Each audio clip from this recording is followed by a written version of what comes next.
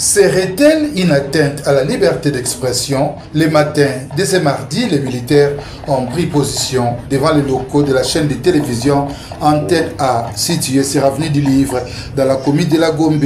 À en croire les directeurs des informations de cette première chaîne de télévision privée à Kinshasa, l'accès y était interdit à toute personne. Ces hommes armés seraient à la recherche d'une valise sécuritaire et ont procédé à une fouille systématique de la chaîne de télévision. Au cours de cette intervention musclée des forces de l'ordre, le réalisateur Léonard Mouemeri a été arrêté. Notez que ces militaires étaient environ à 40 hommes.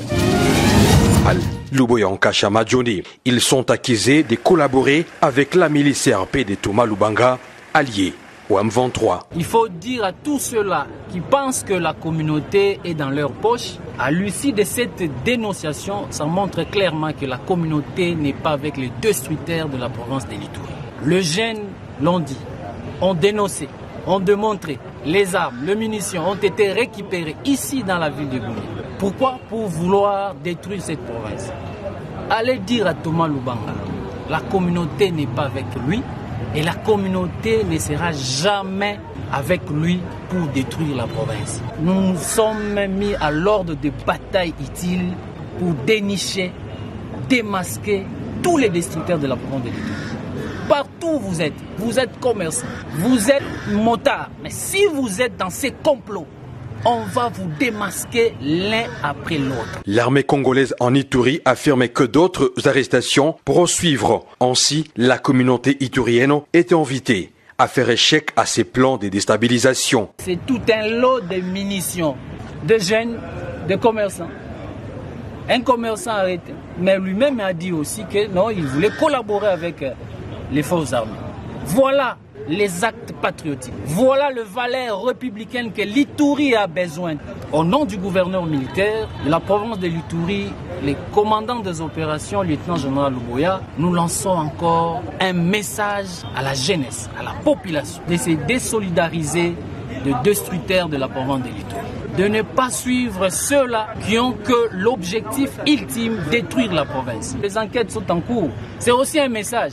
Ne fouillez pas là où vous êtes, restez, on viendra vous attraper. Les plans actuels de la déstabilisation de la province de l'Ituri, attribués à la CRP de Thomas Lubanga, alliée au M23, a déjà causé plusieurs pertes en vies humaines dans le territoire d'Njougou. Les opérations militaires sont en cours pour mettre définitivement hors d'état de nuire cette rébellion.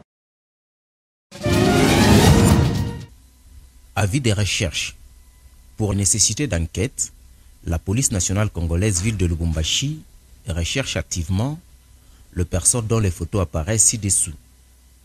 Auteur de présumés braquages et meurtres en bande organisée. Il s'agit de Olivier, Christian Bakamba Ekenze et de Sédou Chibangu. Toute personne pouvant les identifier afin de les localiser et prier de joindre la police à ce numéro 090 022 002. Notez bien, une récompense conséquente est réservée à tout celui qui permettra à la police de mettre la main sur ces individus.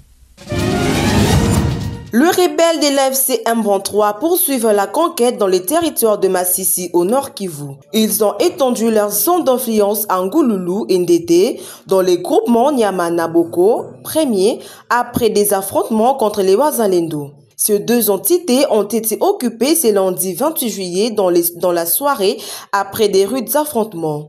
Selon plusieurs sources dans la zone, les rebelles ont attaqué les positions de Wazalendo dans deux villages où ils se sont repliés après la prise des Moulouma par l'AFC M23 la semaine dernière. Les habitants de ces deux villages avaient déjà abandonné leurs maisons avant l'arrivée des rebelles. Certains se sont dirigés vers les groupements Walo-Ayungu dans les territoires de Walikale, d'autres dans la brousse. Ces affrontements se poursuivent en dépit de la signature de la déclaration de principe à Doha au Qatar entre les rebelles de l'AFC M23 et les gouvernements congolais en vue de trouver une solution à ces conflits armés. Pour l'instant, la situation reste tendue dans la zone.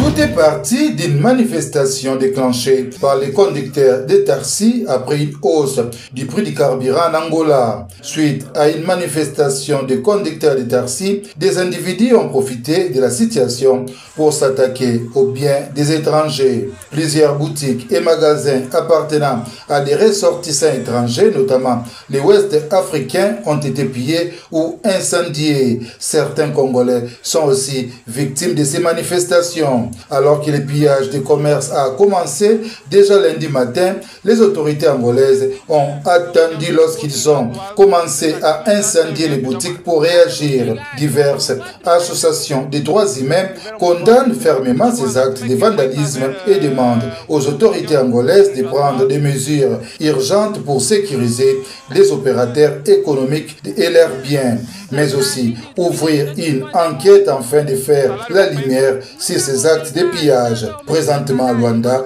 une grève est observée par les syndicats des transporteurs pour dénoncer l'augmentation brutale du prix du carburant. L'Angola est au bord de la guerre civile. Ça fait au moins déjà des semaines que les peuples angolais ils se sont décidés de descendre dans la rue. Les peuples angolais ils réclament le départ immédiat du président João Lourenço et son gouvernement. Des manifestations partout. La raison est pire et simple. Le peuple réclame la hausse du prix des carburants de 250 à 350. Alors que les peuples ils ne sont pas contents. Ils réclament le départ du président João Lourenço et son gouvernement. Des manifestations partout. Des arrestations, des pillages et des morts d'hommes. Quelques magasins incendiés par des manifestants. Depuis Benguela, Anacleto, Kanga pour SMTV.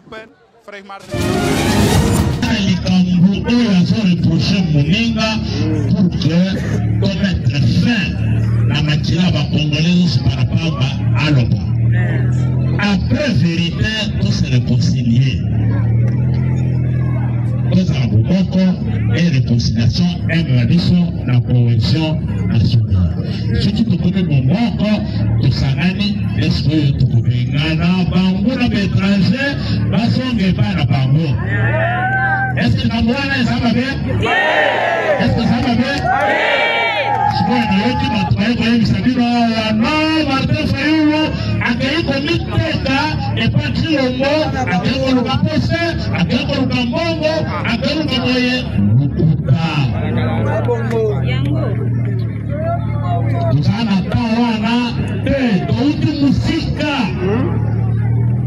depuis 2018, va proposer ma poste, va proposer ma bongo, pour le bas, biso, victoire et peuple, et les guignos à Congo.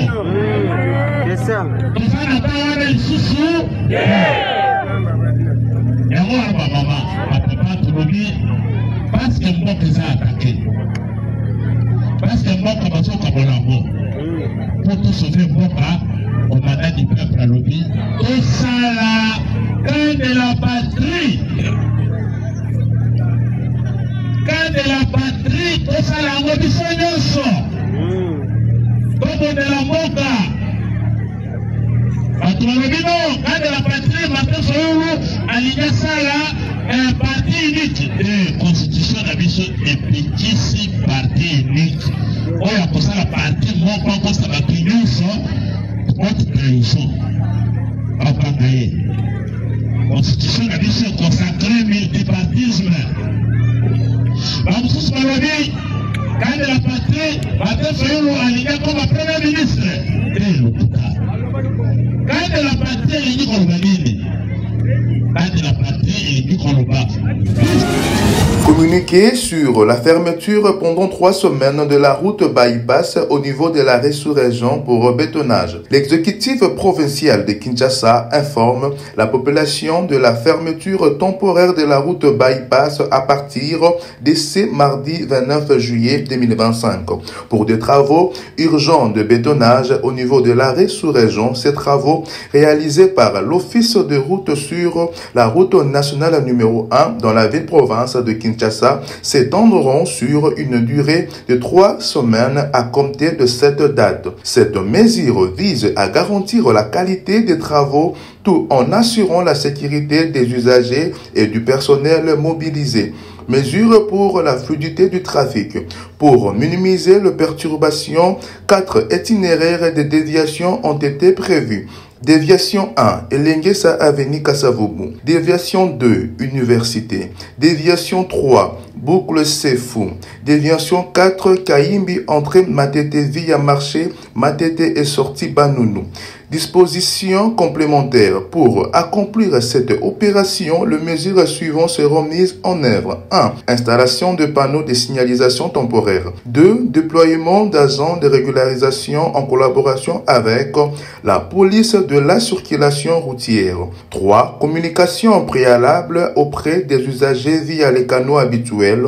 L'exécution provinciale remercie la population pour sa compréhension et invite les usagers à respecter les itinéraires de déviation pour une circulation fluide et sécurité. Fait à Kinshasa le 28 juillet 2025. Le ministère provincial de la Santé publique, Hygiène et Prévention interdit désormais toute pratique d'exposition des malades dans le lieu public pour demander d'argent sur toute l'étendue de la capitale congolaise. Cette mesure, adressée au bourgmestre et au commissaire provincial de la police nationale, vise à mettre fin à une pratique jugée attentatoire à la dignité humaine. Le ministre Patricia Gongo dénonce les marchandages et la commercialisation des malades observés dans divers quartiers de Kinshasa. Y voyant une violation de l'article 16 de la Constitution, il a ordonné les transferts systématiques des malades vers les structures sanitaires compétentes et averti que tout contrevenant s'expose à des sanctions légales. La traite des êtres humains reste une menace mondiale alimentée par les crimes organisés. De plus en plus de victimes sont victimes de la traite de chaque année sur de plus grandes distances avec une plus grande violence pendant de plus longues périodes et pour un plus grand profit. Entre 2020 et 2023, plus de 200 000 victimes ont été détectées dans le monde, ce qui n'est que la partie émergée de l'iceberg. Le monde, les nombres réels des cas non signalés seraient bien plus élevés. Les réseaux criminels organisés sont à l'origine de cette situation de victimisation et d'exploitation en utilisant les flux migratoires, les chaînes d'approvisionnement mondiales, les lacunes juridiques et économiques et les plateformes numériques pour faciliter la traite transfrontalière à grande échelle. Ils tirent profit du travail forcé, de l'exploitation sexuelle et de la coercition dans les cadres d'activités criminelles telles que les escroqueries en ligne et les trafics des stupéfiants. Malgré certains progrès, les réponses de la justice pénale ne suffisent pas à lutter contre ces crimes qui évoluent rapidement. Pour mettre fin à la traite des êtres humains, les services répressifs doivent appliquer de lois strictes, mener des enquêtes proactives, renforcer la coopération transfrontalière, cibler les financements criminels et tirer parti de la technologie pour identifier et démanteler les réseaux des trafiquants. Pour que le survivant obtienne justice, il faut que les auteurs soient tenus pour responsables et que la protection, les soutiens et l'accès à la justice soient axés sur les victimes.